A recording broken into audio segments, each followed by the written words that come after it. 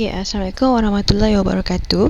Okey, untuk hari ini kita akan belajar, kita akan sambung tentang perniagaan dan keusahawanan yang dah pun kita belajar pada minggu lepas, iaitu dalam subtopik 5.2 prosedur memulakan perniagaan. Untuk standard pembelajaran dia, hari ini kita akan cover 4 standard pembelajaran, iaitu 4 standard pembelajaran yang kamu perlu capai lah dalam pembelajaran pada hari ini.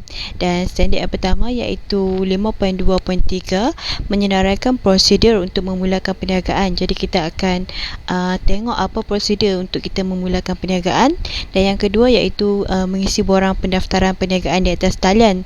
Kita akan tengoklah cara-cara apa, borang apa yang perlu kita isi untuk mendaftarkan perniagaan kita. Dan yang ketiga, kita akan menerangkan prosedur pendaftaran perniagaan di atas talian. Kita akan tengok dia punya prosedur pendaftaran perniagaan di atas talian.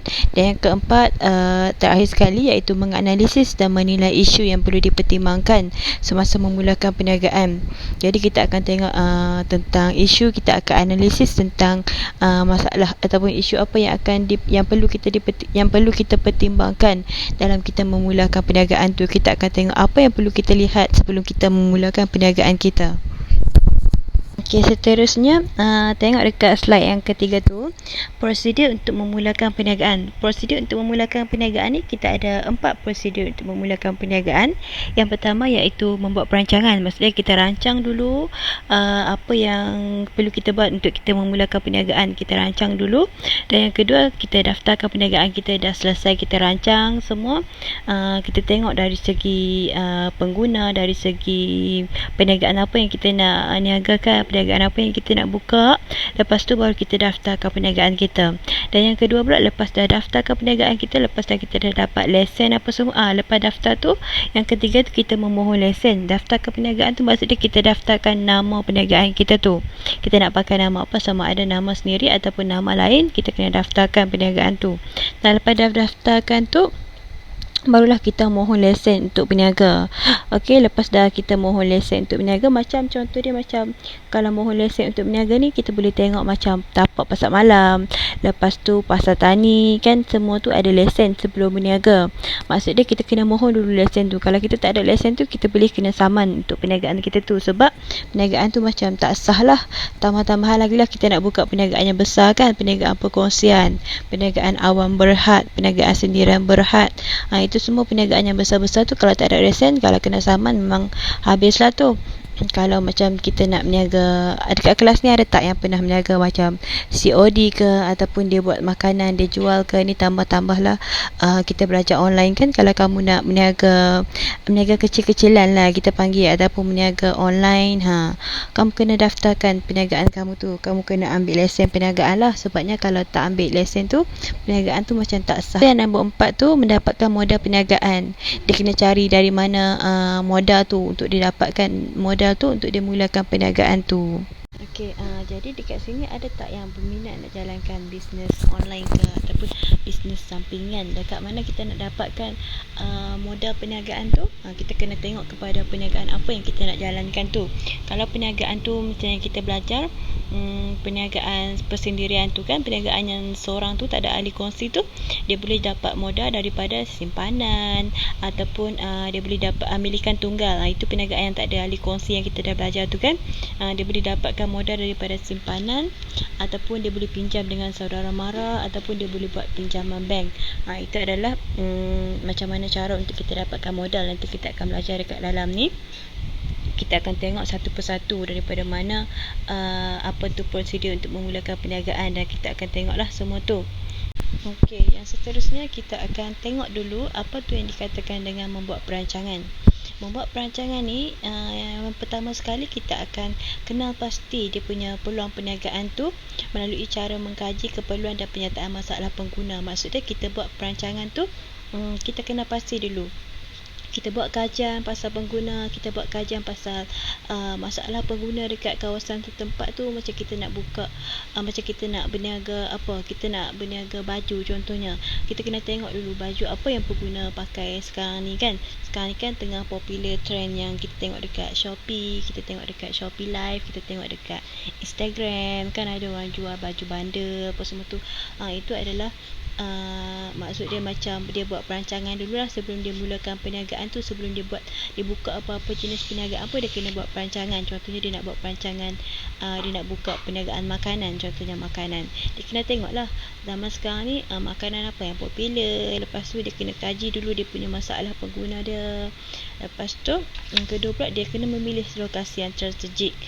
Kalau dia nak buka perniagaan yang tapak, maksud dia perniagaan yang buka online, dia nak buka perniagaan yang dekat kawasan setempat, dia kena pilih lah lokasi yang betul-betul strategik. Maksud strategik ni apa? Lokasi yang menjadi tumpuan orang ramai.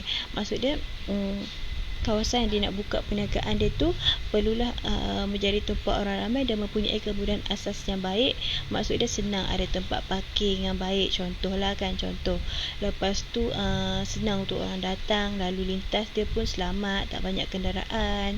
Lepas tu kawasan tu pun ada taman perumahan, ramai orang, macam tu lah. Kalau dia punya tumpuan pengguna dia budak sekolah, contohnya kan, budak sekolah, dia kenalah buka dekat kawasan yang strategik, dekatnya, contohnya dekat tepi sekolah ke, dekat bertentangan dengan sekolah ke. Itu ada punya perniagaan dia. Maksud dia rancang dulu sebelum dibuka perniagaan tu. Dan seterusnya iaitu mengkaji sumber bekalan yang akan diperoleh, sama ada daripada pengeluar atau pemborong. Maksud dia dekat sini, dia kena kaji dulu dia nak ambil stok tu daripada mana. Daripada pembekal dia tu, dia kena cari dulu pembekal, dia kena cari dulu pemborong dia apa semua tu untuk dia dapatkan stok dia, stok perniagaan itu. Lepas tu dia mengatur strategi pemasaran. Maksud dia atur semua pemasaran dia tu melalui apa. Dia akan buat perancangan lah, sama ada pemasaran dia tu melalui media masa ke, apa semua, televisyen ke. Itu dia punya pasaran dia. Dan dia kena tengok juga persaingan apa yang dia ada. Dia kena bersaing dengan siapa, dia kena bersaing dengan perniagaan. Contohlah kalau dia buka perniagaan makanan, lepas tu dekat sebelah dia tu pun ada juga perniagaan makanan, itulah persaingan dia. Jadi dia tak bolehlah jual makanan, dia kena jual benda lain pula. Itu adalah perancangan dia. Dan seterusnya itu kita tengok pula lepas dia dah dapat semua perancangan tu, lepas dia dah buat kajian, lalu dia dapat lokasi, dia dah dapat sumber untuk pembekal dia, untuk membekalkan bahan mentah apa semua dekat dia. Lepas tu dia dah atur semua strategi pemasaran semua, dia akan mendaftarkan perniagaan dia tu. Mendaftarkan perniagaan ni macam mana? Mendaftarkan perniagaan ni kita akan daftar melalui pendaftaran perniagaan, iaitu kita mengisilah borang-borang yang diperlukan, dan kita akan mendaftar di Majlis Bandaraya, Majlis Pemanaran ataupun Majlis Daerah. Kalau macam kita ni, kita akan daftar perniagaan kita tu dekat Majlis Bandaraya Alor-Star, MBS tu. Itu adalah tempat untuk kita mendaftarkan perniagaan. Dan kita buat juga lesen perniagaan. Lesen perniagaan ni itulah lesen perniagaan melalui pihak berkuasa tempatan. Maksud dia lepas dia dah daftarkan perniagaan dia, barulah kita buat lesen perniagaan tu. Lesen perniagaan tu nanti kita akan tampal dekat kedai. Pernah kan kalau kita pergi kedai mana-mana, kita tengok dekat situ dia tampal dekat premis dia, dekat bangunan dia, dekat kedai dia tu ada dia tampalkan dia punya lesen perniagaan dia. Kalau tak tampal lesen perniagaan tu, boleh dikenakan denda kepada pemilik perniagaan tu. Dan dia juga perlu menyediakan modal yang cukup untuk membeli barang niaga dan juga peralatan perniagaan yang lain lah. Contoh dia nak beli aset apa, dia nak beli perabot, lepas tu dia nak beli mesin, dia nak beli photostat ke apa semua, ikutlah kepada perniagaan apa yang dia buka tu. Kalau dia nak buka perniagaan makanan, apa yang dia perlukan untuk sebagai aset lah, dan juga peralatan untuk perniagaan dia tu. Dan seterusnya kita tengok pula memulakan perniagaan setelah semua perkara berjaya dilaksanakan. Lepas dah dia dapat semua perancangan tu, dia dah buat semua perancangan tu, dia bolehlah mulakan perniagaan. Itu pun selepas dia dapat lesen dan selepas pihak berkuasa tu meluluskan perniagaan dia tu, barulah dia boleh mulakan perniagaan. Selagi tak dapat lesen tu, dia tak boleh nak mulakan perniagaan dia. Dan yang kedua pula, mendaftarkan perniagaan. Kita akan tengok pula macam mana dia nak daftarkan perniagaan dia. Daftarkan perniagaan ni merupakan satu prosedur pendaftaran perniagaan, iaitu milikan tunggal ataupun perkongsian. Sama ada dia nak buka perniagaan tu seorang-seorang dia milikan tunggal, ataupun dia nak buka perniagaan perkongsian, dia kena daftarkan perniagaan dia pakai borang yang ditunjukkan tu. Borang tu ada dekat dalam buku teks kamu, dan dekat dalam buku teks kamu lagi jelaslah dia punya gambar borang tu. Dia ada tulis semua kat dalam borang tu syarat-syarat yang diperlukan. Dan contoh pendaftaran perniagaan yang dikeluarkan oleh Suruhanjaya Malaysia. Itu adalah borang tu adalah contoh pendaftaran perniagaan yang dikeluarkan oleh Suruhanjaya Syarikat Malaysia. Kalau dia nak daftarkan, dia kena isi borang tu lah. Ini untuk milikkan tunggal dan juga perkongsian. Untuk perlu pakai borang tu untuk daftarkan perniagaan. Dan untuk next, kita tengok pula langkah-langkah untuk mendaftarkan perniagaan. Kita ada 4 langkah untuk mendaftarkan perniagaan. Langkah yang pertama iaitu kita mengisi borang A. Borang A dekat sebelah tu, okey. Borang A mempunyai 5 bahagian. Tengok dekat sebelah tu, bahagian A iaitu maklumat perniagaan yang hendak dijalankan. Kita isi kita punya maklumat perniagaan. Dan yang B tu jenis perniagaan dijalankan. Perniagaan apa yang kita nak jalankan? Perniagaan makanan ke, perniagaan pakaian ke, perniagaan macam-macam lagi lah yang kita nak jalankan. Dan C tu adalah alamat cawangan kita. Kalau kita nak buka perniagaan tu dekat mana-mana tempat, kita kenalah itu bukan. C tu alamat cawangan tu maksud dia macam kalau kita ada cawangan, banyak cawangan, maksud dia macam franchise tu kan, yang kita belajar franchise tu. Kita nak bukakan cawangan dekat mana-mana pula, kita kena isi. Tapi kalau tak ada cawangan, kita baru je nak tubuhkan, kita tak payah isi borang untuk bahagian C tu. Kemudian untuk bahagian D pula, kita kena isilah untuk maklumat pemilik. Maksud dia maklumat orang yang nak buka perniagaan tu. Kalau kamu nak buka perniagaan, letak maklumat kamu dekat D tu, dekat bahagian D. Dan untuk bahagian E tu pengesahan, sama ada perniagaan tu jenis yang milikan tunggal ataupun jenis yang perkongsian, sama ada dia ada rakan kongsi ataupun dia milikan tunggal. Kemudian dia cakap pula dekat situ, bahagian E tu perlu diisi oleh pemilik perniagaan. Okey. Bahagian E tu kan pengesahan, sama ada perniagaan tu milikan tunggal ataupun rakan kongsi.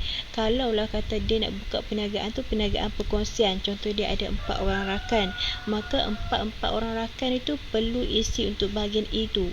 Dan bahagian E tu akan jadi 4 salinan sebab dia ada 4 rakan kongsi. Kalau dia ada 5 rakan kongsi ke, 10 rakan kongsi ke, 10 orang itulah yang akan isi untuk bahagian E tu. Setiap orang kena isi. Itu untuk pengesahan pemilik.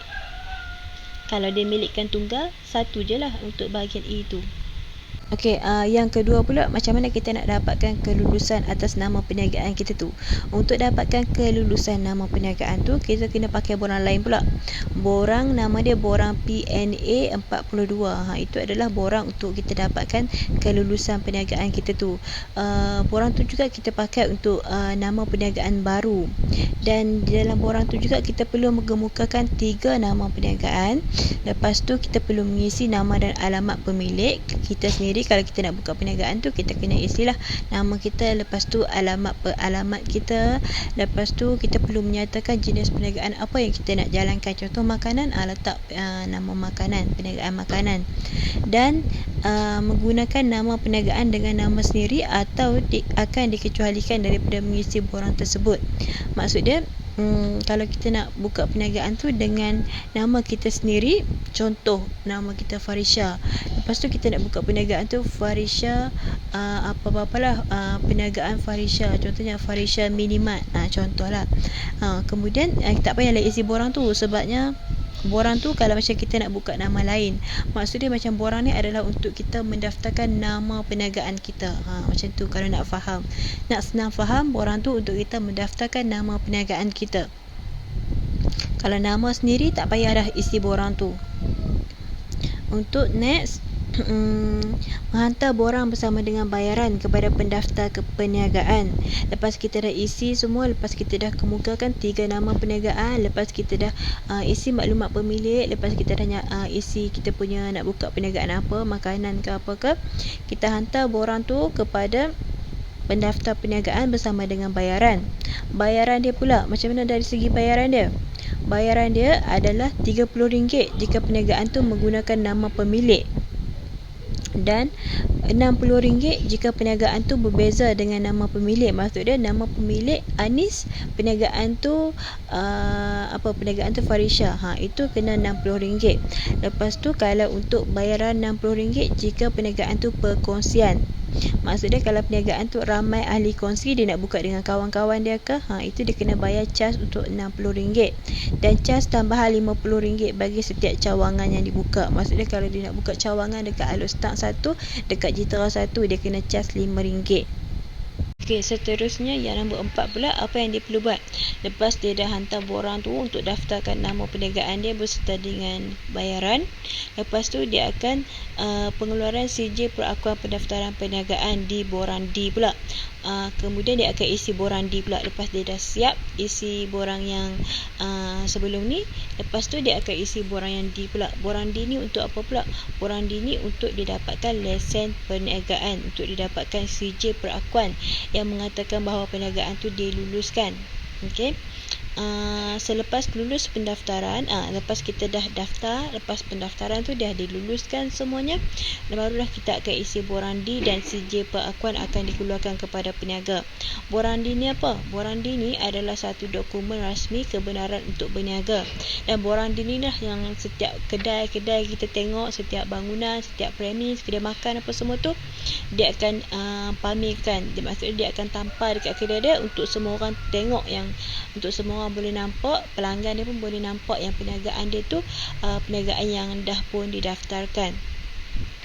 Dan dia punya CJ perakuan ni perlu diperbaharui untuk tempoh 1 tahun atau 5 tahun di pejabat pos ataupun pejabat pendaftaran perniagaan. Maksudnya dia kena perbaharui setiap 1 tahun ataupun 5 tahun. Dia kena perbaharui dekat pejabat pos ataupun dia nak perbaharui dekat pejabat pendaftaran perniagaan pun boleh. Kalau pejabat pendaftaran perniagaan macam yang kita belajar tadilah, dekat dia punya majlis bandaraya dia ataupun majlis daerah dia. Kalau macam kita MBAS. Kita tengok pula yang ketiga, iaitu memohon lesen perniagaan. Macam mana kita nak dapatkan lesen untuk kita berniaga? Okey, seorang usahawan ni dia boleh memohon lesen daripada pihak berkuasa tempatan. Macam yang cikgu cakap tadilah, pihak berkuasa tempatan tu kalau macam kita dekat Alustag ni, Majlis Bandaraya Alustag lah.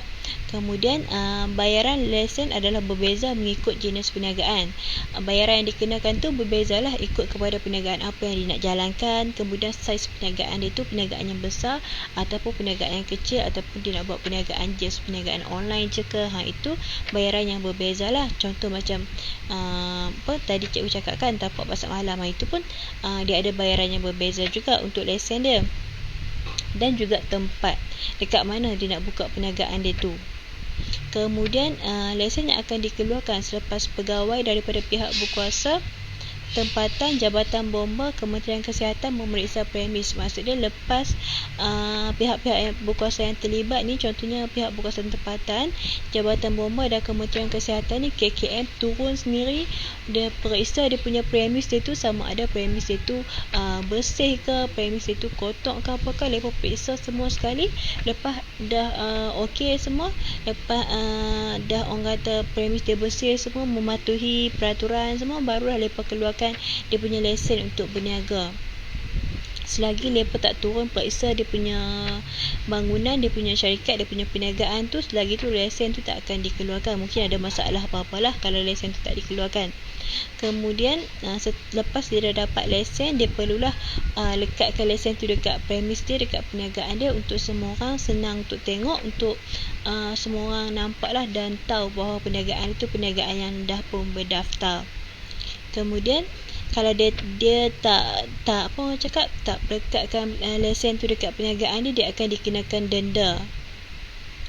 Macam tadilah, lesen perniagaan tu perlu diperbaharui setiap 1 tahun ataupun 5 tahun. Kemudian yang keempat pula, mendapatkan modal perniagaan. Macam mana dia nak dapatkan modal perniagaan? Tadi kita ada sebutkan, mendapatkan modal perniagaan sama ada dia melalui simpanan sendiri, dia buat simpanan daripada kecil ke apa ke, dia nak buka perniagaan kan, dia ada cita-cita, lepas tu dia simpan duit, lepas tu dia bolehlah buka perniagaan dia, itu melalui simpanan sendiri. Dan yang kedua pula, melalui pinjaman. Pinjaman tu sama ada dia buat pinjaman bank ataupun dia pinjam daripada saudara mara dia yang lain lah. Contoh Contoh macam milikan tunggal kan. Milikan tunggal dia pinjam je modal daripada rakan-rakan dia, daripada saudara mara. Dan untuk C tu pula sumbangan rakan kongsi. Itu kalau dia nak buka perniagaan perkongsian. Contoh macam kamu, kalau kamu nak buka perniagaan perkongsian, nanti dah besar nanti kan, dah habis sekolah dah, ada modal sikit nak buka perniagaan perkongsian. Perniagaan kecil-kecil pun tak apa, tapi nak kongsi dengan kawan. Contoh 4 orang. 4 orang tu pun dah jadi rakan kongsi dah jadi perniagaan perkongsian dah. Lepas tu dari segi modal macam mana? Dari segi modal dia bawa keluar seorang sikit. Orang kata bawa keluar seorang sikit lah. Kawan-kawan tu bagi sama rata modal tu untuk tubuhkan satu perniagaan tu. Ataupun yang terakhir sekali tu melalui belian kredit. Okey, untuk yang terakhir sekali tu D, iaitu kita tengok pertimbangan sebelum memulakan perniagaan. Apa yang dia perlu pertimbangkan, apa yang dia perlu fikirkan sebelum dia nak tubuhkan perniagaan tu, sebelum dia nak mulakan perniagaan tu. Yang pertama sekali, dia perlu kenal pasti keperluan dan kehendak pelanggan. Maksud dia perlu tahu dulu apa dia punya kehendak pelanggan pada masa kini, pada masa sekarang ni. Dia perlu tengoklah dari segi pelanggan tu dia berminat dengan apa, pada masa ni dia berminat dengan apa. Lepas tu perkara yang perlu dititik beratkan lah, kehendak dan keperluan pelanggan tu adalah satu perkara yang dia perlu titik beratkan. Kalau dia jual benda yang pada law ni orang kata pelanggan tu tak mau, nanti perniagaan itu tak boleh berkembang dengan baik lah. Sebabnya dia tak pertimbangkan sebelum dia nak mulakan perniagaan tu. Dia tak fikir dulu apa yang pelanggan dia perlukan sebelum dia nak mulakan perniagaan itu.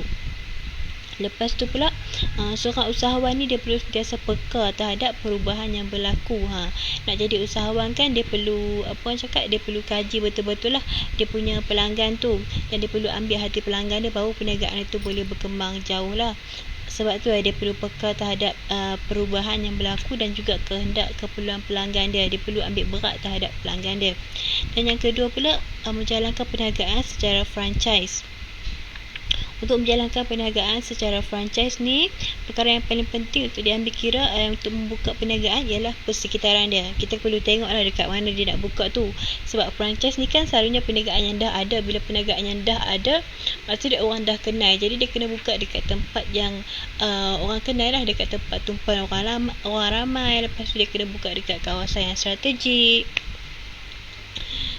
Lepas tu dia kena tengok pula perubahan struktur penduduk, dari segi peningkatan pendapatan macam mana. Kalau penduduk tu orang cakap penduduk tu mempunyai pendapatan yang sederhana, mempunyai pendapatan yang taraf hidup yang rendah ke apakah, dia kenalah kaji semua tu untuk dia buka perniagaan franchise dia ni. Dia tak bolehlah buka dekat tempat-tempat yang tempat-tempat yang penduduk dia mempunyai pendapatan. Kalau dia buka perniagaan yang mahal, maksud dia macam dia jual barang yang mahal, dia tak bolehlah buka dekat tumpuan penduduk yang mempunyai pendapatan yang rendah. Nanti dia jadi tak stabil lah dia punya perniagaan tu. Siapa yang nak beli? Dah kalau penduduk dia mempunyai pendapatan yang rendah, taraf hidup yang rendah, macam mana dia nak jual dengan barang dia yang mahal tu? Dia kena jual dengan barang yang murah, maksud dia barang yang sepadan lah dengan penduduk dia tu. Kemudian cita rasa, melalui cita rasa ni banyaklah kan cita rasa orang kan lain-lain kan. Jadi dia kena tengok pelanggan dia tu berminat tak dengan perniagaan franchise yang dia akan bukakan ni. Seterusnya kita tengok pula menilai peluang perniagaan.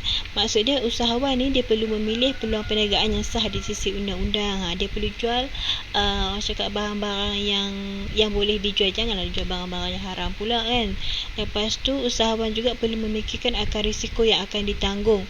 Dia perlu fikir ke hadapan lah. Usahawan tu kan dia perlu fikir ke hadapan. Lepas tu dia kena berani untuk ambil risiko. Lepas tu dia kena tengok dari segi kuasa monopoli, dia kena tengok tahap persaingan dia kena tengok dia bersaing dengan apa. Lepas tu dia dari segi keperluan, dari segi modal, dia kena tengok semua tu. Dia kena nilai lah dia punya perniagaan dia tu okey ke tak. Kalau dia nak buka tu modal dia cukup ke tak, dia bersaing dengan apa. Semua tu dia kena nilai.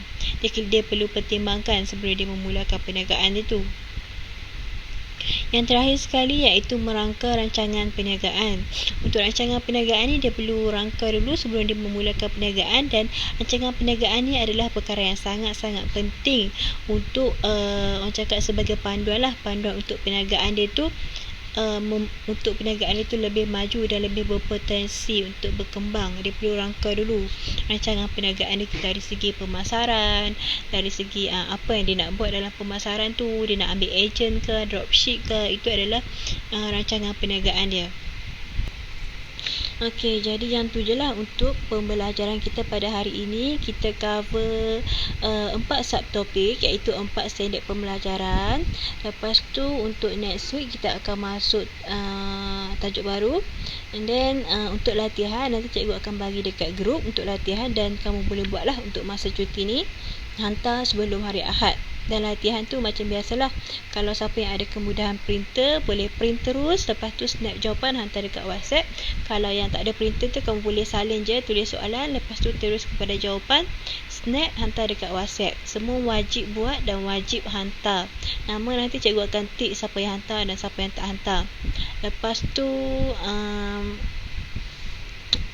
tak ada takut, hantar latihan je. Yang